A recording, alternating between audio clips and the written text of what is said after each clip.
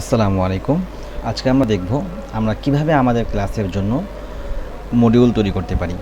সর্বপ্রথম আমাদের অ্যাসাইন কোর্সে যেতে হবে। সেখান থেকে মডিউলে আসলে এরকম একটি ইন্টারফেস আমাদের সামনে আসবে। সেখানে ক্রিয়েট নিউ মডিউলে ক্লিক করব। তাহলে আমাদের সামনে এরকম একটি ইন্টারফেস আসবে। এরপরে আমি আমার মডিউলের টাইটেলটা কী হবে সেটা এখানে লিখে দিব। লিখে সেভ অপশনে ক্লিক করব। এরপরে আমি যদি চাই আমার এই মডিউলের অধীনে কিছু লেসন যুক্ত হোক, তাহলে আমাকে অ্যাড লেসনে ক্লিক করতে হবে। আমার সামনে এরকম একটি ইন্টারফেস আসবে। আসার পরে আমি আমার লেসনের যেটা হেডিং হবে সেটা এখানে লিখব। লেখার পর আমি যদি চাই আমার শিক্ষার্থীদেরকে কোনো একটা পিডিএফ দিব তাদেরকে, তাহলে আমার ডকুমেন্টে একটা পিডিএফ সিলেক্ট করে আমি এখান থেকে যে পিডিএফ ফাইলটা তাদেরকে দিব সেটা আমি সিলেক্ট করব। এরপর এটা পাবলিশ সেভ করে দেবো এটা আমি। এরপর আমি যদি চাই আমার শিক্ষার্থীদেরকে শুধু যে কোনো কন্টেক্সট কোনো লেখা দিব শুধুমাত্র যেটা তারা পড়বে, সেখানে আমি আমার প্রথমে হেডিংটা যুক্ত করব। যুক্ত করার পরে ডকুমেন্ট ট্যাবে দেবো আমরা টেক্সট কন্টেন্ট। এরপর এখানে আমার যত কন্টেন্ট আছে সবগুলো পেস্ট করে দিব। দিয়ে এটা সবসময় পাবলিশ হবে এবং এটা সেভ থাকবে। আমি যদি চাই আমার শিক্ষার্থীদের কোনো ভিডিও লিঙ্ক দিব, তাহলেও সেক্ষেত্রে ডকুমেন্ট টাইপটা শুধু ভিডিও লিঙ্ক লিখে এখানে ভিডিও লিঙ্কটা পেস্ট করব এবং এটা পাবলিশ করে দেব। আর আমি যদি চাই আরেকটা বিষয় হলো, আমরা কখনোই আমাদের ক্লাসের লিঙ্ক সরাসরি টেক্সট আকারে দিব না, তাহলে সমস্যা হতে পারে। কেউ এটা কপি করে কাউকে শেয়ার করতে পারে আপনার অনুমতি ছাড়াই। তো এই জন্য আমরা এভাবে করব।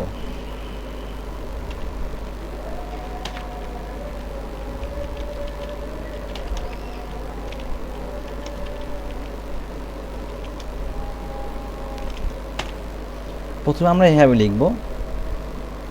লেখার পরে এটাকে সিলেক্ট করব। সিলেক্ট করার পরে এখানে আমরা ক্লিক করব।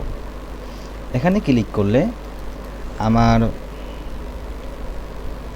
যে ক্লাসের লিঙ্কটা আছে সেটা আমি এখানে পেস্ট করব। এরপর আমি ইনসার্ট লিঙ্কে ক্লিক করব। তাহলে আর কেউ লিঙ্কটা কপি করতে পারবে না, বরং তার সামনে একটা বাটন আকারে লেখা থাকবে, ক্লাসে জয়েন করলে একটা বাটন হিসেবে থাকবে তার কাছে। সেটাই ক্লিক করলে তাকে ক্লাসে যুক্ত হবে, সে নিজে যুক্ত হতে পারবে। এই জন্য আমরা ক্লাস লিঙ্কটা এভাবেই দেওয়ার চেষ্টা করব। সরাসরি কাউকে না দেওয়া বা হোয়াটসঅ্যাপ গ্রুপে না দিলে ভালো হয়। এরপর আমি সেভ করব।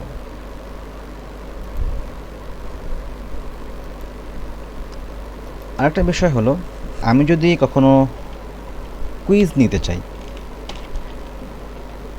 আমার শিক্ষার্থীদের আমি যদি কোনো বিষয়ে কুইজ নিব, তাহলে আমাকে এক্সাম সিলেক্ট করতে হবে। সিলেক্ট করার পরে এটা পাবলিশ অ্যাড কোশ্চেনে ক্লিক করব।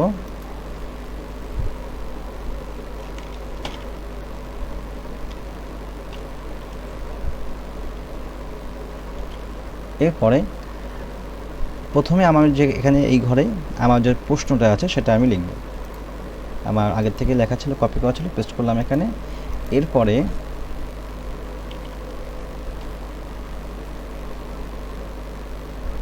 আমার অপশনগুলো যুক্ত করব এখানে আমি।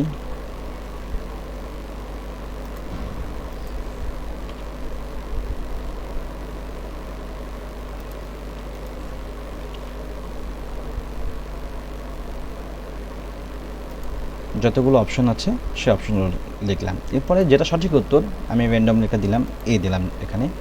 দেওয়ার পরে আমি এটা সেভ করতে পারি। এখন আমি যদি চাই একাধিক কুইজ নিতে চাই, তখন আমাকে আবার এখানে ক্লিক করতে হবে। ক্লিক করে আবার প্রশ্ন করব। আমি যদি চাই আরও কুইজ নিতে, আবার এখানে ক্লিক করব। যতগুলো প্রশ্ন করতে চাই আমি বা কুইজ নিতে চাই সেগুলো আমি এখানে করতে পারবো।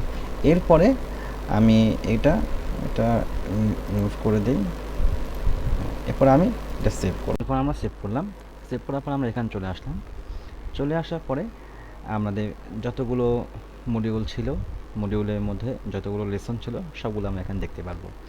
অর্থাৎ আমরা একটা লেসনের মধ্যে, একটা মডিউলের মধ্যে অনেকগুলো লেসন আমরা যুক্ত করতে পারি এবং প্রত্যেকটা লেসনের মধ্যে আমরা পিডিএফ দিতে পারি, টেক্সট কন্টেন্ট দিতে পারি, ভিডিও লিঙ্ক দিতে পারি এবং আমরা এক্সামও নিতে পারি।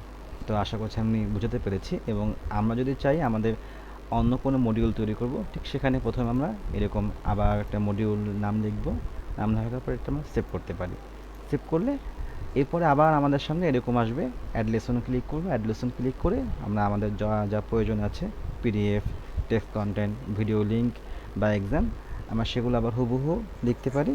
আবার আমাদের এটা মডিউল 2 হিসেবে অটোমেটিক সিলেক্ট হয়ে যাবে এবং আমাদের যারা শিক্ষার্থী আছেন তারা ভালোভাবে দেখতে পারবেন। আশা করছি আমি বুঝাতে পেরেছি।